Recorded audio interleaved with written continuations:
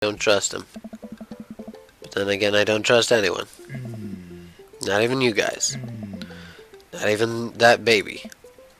Brr. I take that back. You're an old soul, kiddo. Thanks for your help, Robert. The woods. Let's go deeper into the woods.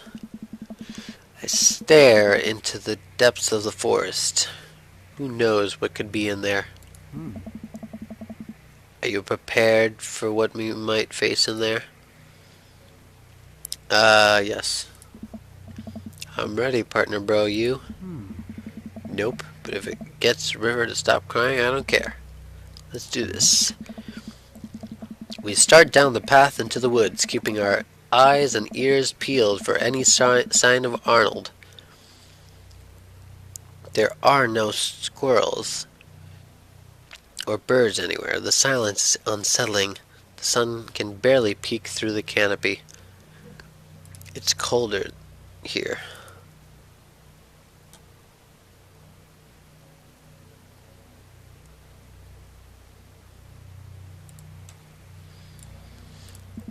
Suddenly, we hear voices. I want to do it. You got to do it last time. Greg and I come to a clearing where we find Christian and Christy kneeling over something. Stop right there. Put your tiny hands where we can see them. Christian and Christy just stare at us. You heard the guy. Put your hands up. Kind of in the middle of something here. Yeah, can you come back later? What are you kids doing? Cutting stuff up. Heart is pounding. Is this the end of the line? I step closer. I can't believe what I'm seeing. A pair of safety scissors lies in the dirt, and it's Arnold. What they've done to him. Arnold! Goob! You heard the baby. Hand over the capybara. No fair. Finders keepers. No, not finders keepers. That's our property, and you desecrated it. Well, how can you prove it's yours? Craig holds up Arnold's severed leg. I have to look away. You got too sloppy. You left evidence behind. I think you'll find that this leg fits too perfectly onto his body. Christian and Christy look at each other. They don't know what to do. How about a deal? You give us the capybara and we won't tell your dad about this. Fine. She hands over the stuffed animal. Give us those safety scissors. They're clearly no longer safe in your hands. She hands them over. Glad we could figure this out. Come on, partner. Craig and I start making our way out of the woods. He turns around and calls back to the twins. And tell your dad to stop letting you watch true crime shows.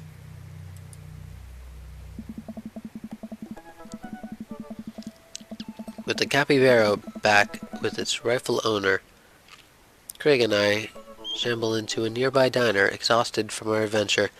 We find ourselves in a corner booth and settle in. It was a tough case, but we cracked it. We're different now. We're changed. Did we get in too deep? It's nothing a hearty brunch can't fix. My stomach grumbles. I suddenly realized how big of an appetite I worked up. Brunch? Give me brunch. I have strong philosophies on brunch. You see, the first thing you do is divide your brunches between Boogie Brunch, the upper class, Miss Moses, and Eggs Benedict Brunch, and Grimmy Brunch, the Give Me Coffee and Bacon and Cheesy Hash Browns Brunch. There's time and place for both, and I think most of life is about figuring out which one you need more. So what kind of brunch dad are you? Let's go with grimy. Make it fried and oily and clean the floors with a hose and I'll be happy. Fine choice. A young waitress passes out menus as Craig... Oh, whoops, sorry. Is this your kid? Says the waitress. You betcha. She's so cute. Hi, you. A blip. Hey, kid. Middle school is gonna be really tough, but if you can make it through that, you can make it through anything. The waitress walks away after winking at Craig.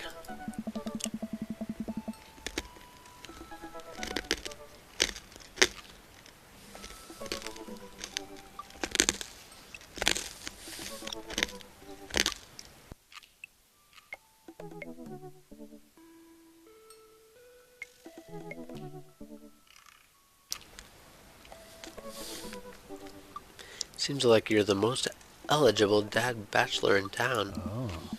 Guess so. Anyway, here's the thing about brunch. You don't do business during brunch. Brunch is a time for rest, relaxation, restoration with those that you love. Oh, and while we're having brunch at a traditionally brunch time, the most important thing to remember is that brunch isn't a time, it's a state of mind. Nice. If you can't have brunch on your plate, you can always have brunch in your heart. I don't disagree with you. I just don't know if I can match your intensity. I'll open your eyes, bro. Just you wait.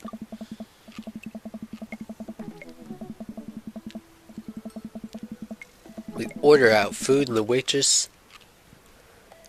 We order our food, and the waitress, after blatantly hitting on Craig multiple times, eventually brings us our brunch feast. River munches on cereal right next to us, more or less managing to get it into her mouth. Gotta say, man, it's really great having you back around to hang out with. Things have been so busy with work, fitness, and kids. I just haven't had time to really go out and get to know people. You sure it's like we're picking off where we left off? I know the feeling, man. Moving to a new place could have been really rough for me. Especially with Amanda going off to college soon. You're making this a lot easier. Craig smiles at me. Feels really good to go on another bro venture with you, dude. Just like old times. For a while, I forgot about anything that was bothering me in my life. And it was just you and me and... More coffee?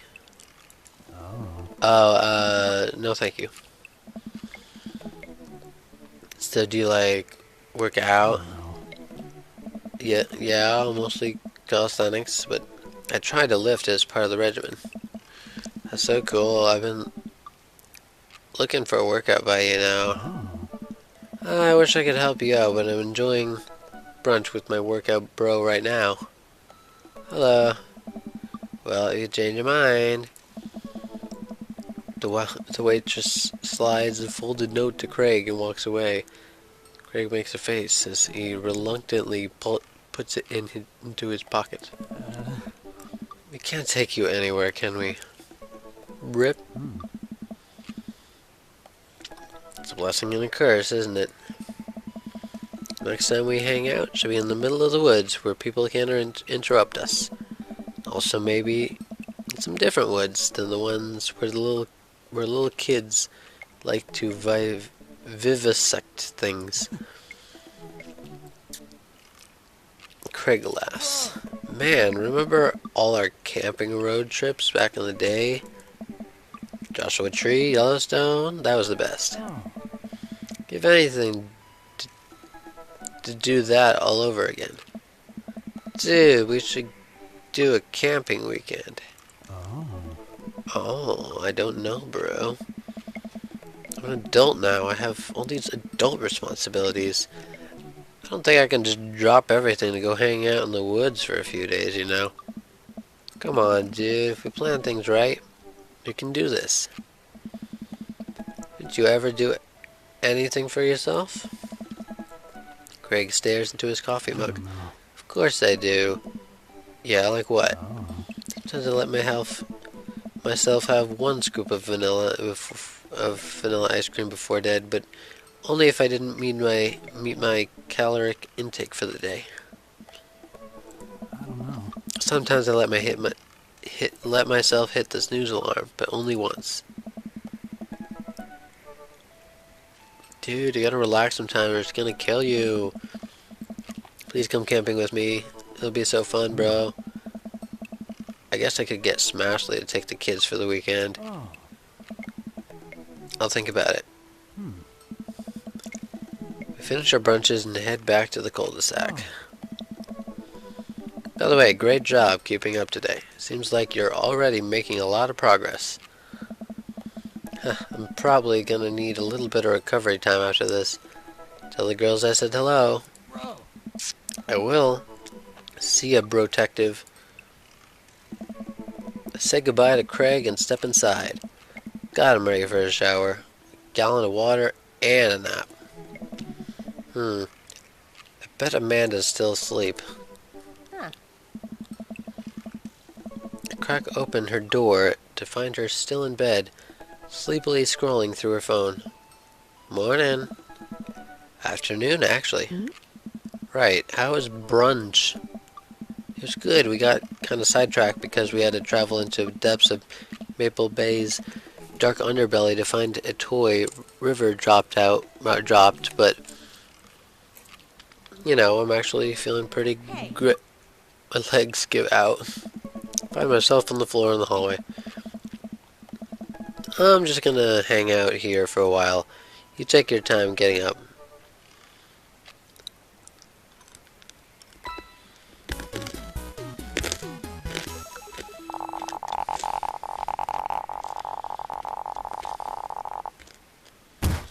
Oh, Gold medal performance for sure. gold medal performance for sure. Got another S. Great. Sincerity, handyman, dude, sports, thirsty, cranky. Okay. 2 out of 3 on keg stand champion. Well, it's been a long day. Just about ready to pack it in. After a few bites of ice cream from the freezer, I turn off all the lights and walk down to the hall in my room. The hall to my room. Wonder if Amanda's still awake. That kid needs some sleep. As I pass her room, I can hear a faint sound, but I can't quite make out what it is. I get a little closer. Is she crying? I knock gently on the door. Amanda crying immediately stops. Not right now. Her voice sounds strange. She sniffles. Need to make sure she's okay. I open the door. In the dark, I can see Amanda's outline in the middle of her bed, knees hugged up against her body. Everything okay? I don't want to talk about it. Something happened.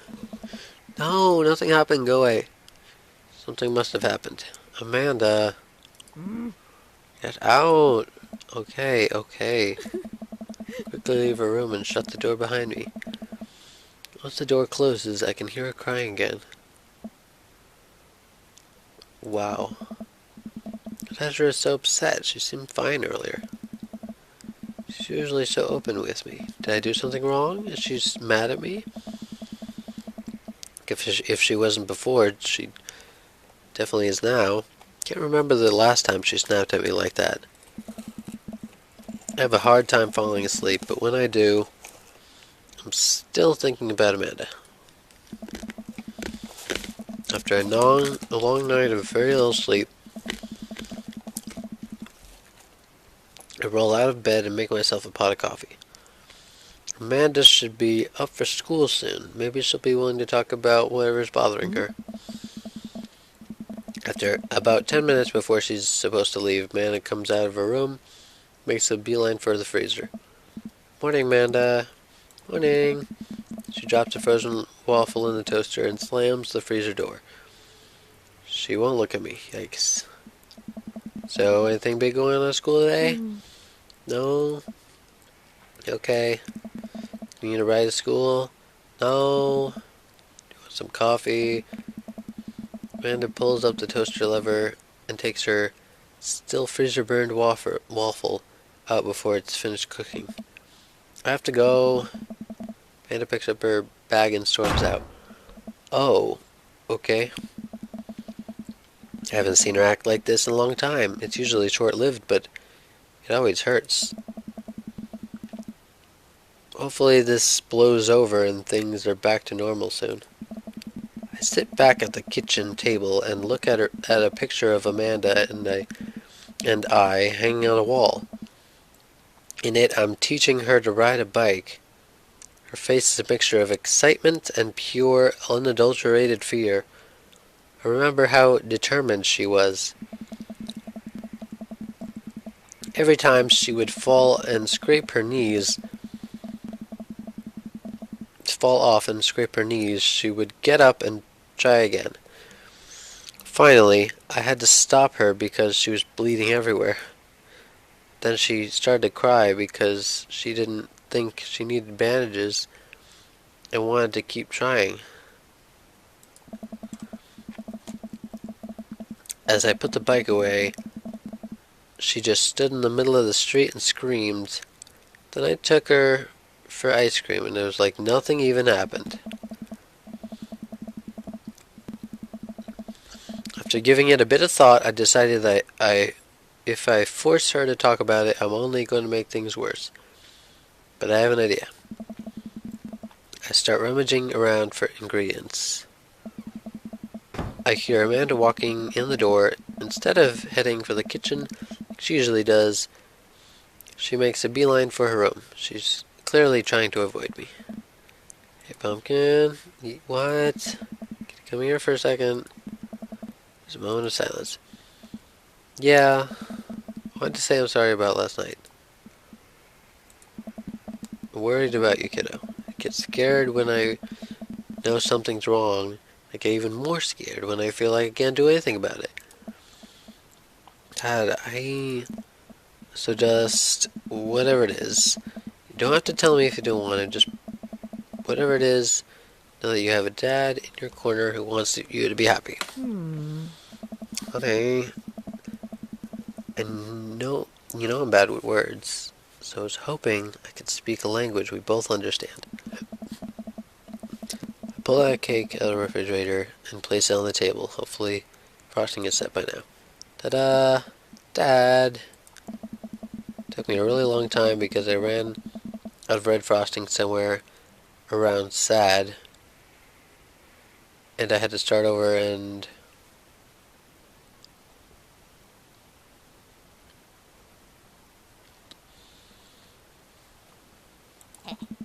This is beautiful. It's strawberry. Amanda gives me a big ol' hug. I grab some plates and forks and serve us up some delicious cake. So, it's really stupid. What is... This whole thing, I know I've been really weird lately. And there's just... I don't even know how to explain it. I feel like I might have to make you a chart. I'm listening. Do you want me to take notes? I guess I should start from the top. So you know how Emma R is going to that fancy art school in California, right? Emma R.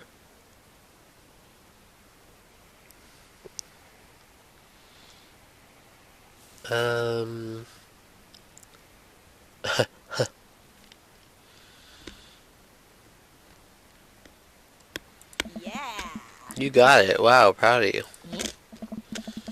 Anyways, ever since she got the acceptance letter, I've been feeling like she's drifting away, you know? She's been spending a lot more time with Grace and Emma P. I just thought it was all in my head for a while. But then I found out about Rosie M. From Rosie M. that both of the Emmas, Grace and Noah, all went to a party at Mackenzie F's on the same night. They all told me they were busy studying for the Calc AB final. Yikes. Oh. So, another important piece of information is, God, it's embarrassing. I have a crush on Noah. That's a thing. What? Whoa, I had no idea. I definitely didn't know that. Okay. You're a bad liar. So are you. Learn from the worst. Anyways. So the only person I told about the crush was Emma R, and she promised not to tell anybody. I didn't confront them about the party thing because I didn't want to start drama. So I just kept quiet and kept going about my business. Ugh.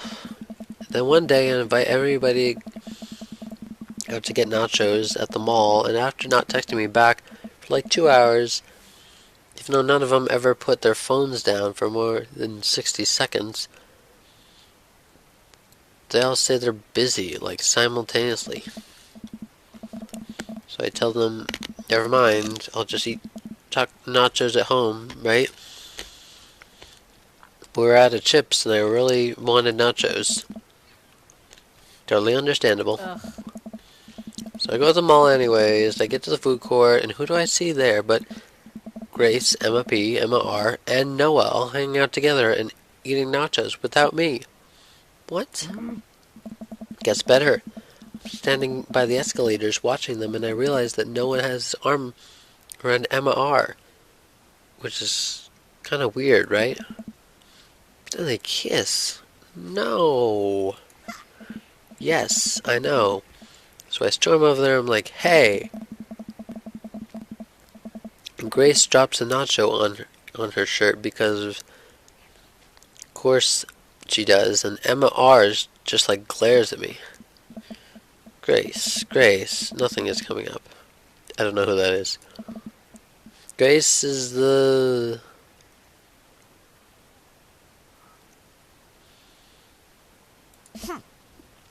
gossipy one? I know. Grace is the one nobody really likes. Or I guess that's me now. But anyway, nobody will say anything. I'm just like, you guys suck. Which I realize is not the most eloquent thing to say, but I was angry and really embarrassed. And I just wanted to get out of there. So I left, without nachos, might I add, which only further contributed to this day. This horrible day. And immediately drafted a super long text to the group chat asking them why they've been so weird. And I wrote another one to Emma R asking how long the Noah thing's been going on. And sorry, I know, that's a lot. You still following?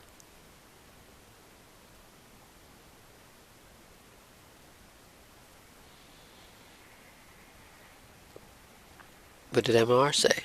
Ooh, okay, get a load of this. Emma R says, you know what, let me just read it to you. Amanda pulls out her phone and reads, word for word, an arduously long string of text messages. Can you believe that? I cannot believe that. I care so much about Amanda's social life, but I don't understand what she's talking about. This is all beyond me. But I am trying my hardest to be supportive. They were dating in secret for like months. So I told her that she's being a really terrible friend, and she's like, well, if you think I'm so terrible, then just stop being my friend. And I was like, okay, and then she left me on red, and then... Wait, left me on red? What's that? Oh, she was like, she saw my message and didn't reply. And I know because there are red receipts.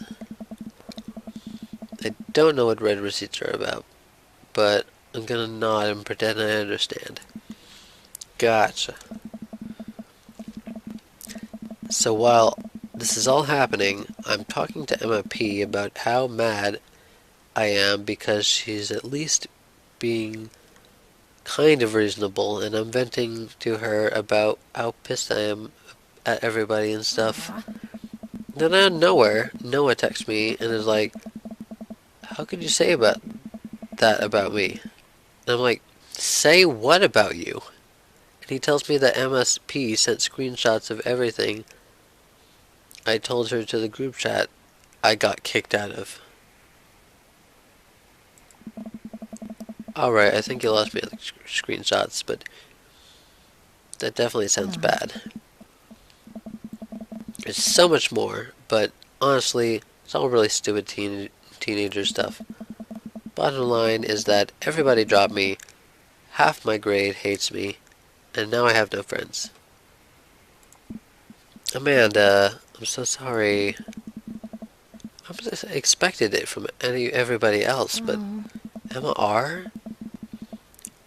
has been there since Dad died. I can't believe she would just stab me in the back like that. I'm not even that mad that she's dating Noah. I'm just upset that she lied to me about it for so long. At the stabs at the remnants of her cake. Okay, I take it back. I'm kind of mad she's dating Noah. Like, what did I do wrong? Why did everyone just suddenly decide I'm not cool anymore? Why wasn't I enough? I don't understand. And as mad as I am at everybody, I miss them dead. Hold on, notification.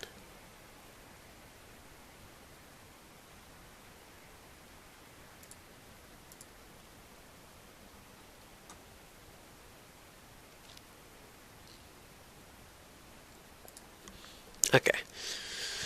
Amanda looks so dejected, I almost can't take it. What could I possibly say to help? Anyways, that's it. The whole sordid tale. Thanks for listening. Tune in next week for more hot gossip. Wow. New card. Let's see what it is this time. Ah, Robert. Even though I barely talked to him. I know it's pretty down.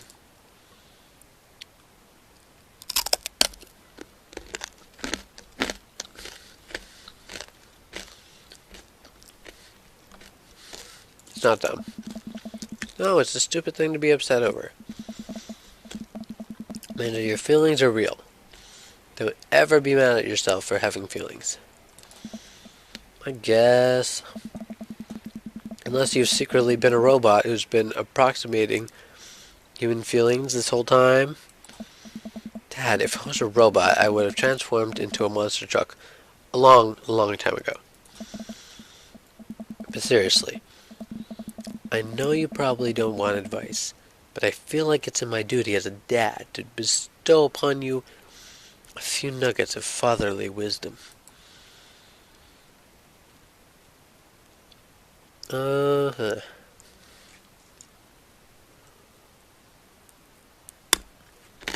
Real friends don't do that. When you get older, you start realizing the sort of people you want to associate yourself with. Do you really want to surround yourself with people who do something like that to their friend? It takes a lot of work to find and maintain meaningful relationships. It took me a long time to figure that out myself, and I wish I had learned it sooner. If the other person isn't putting the effort in to show how much they care, it's not worth it.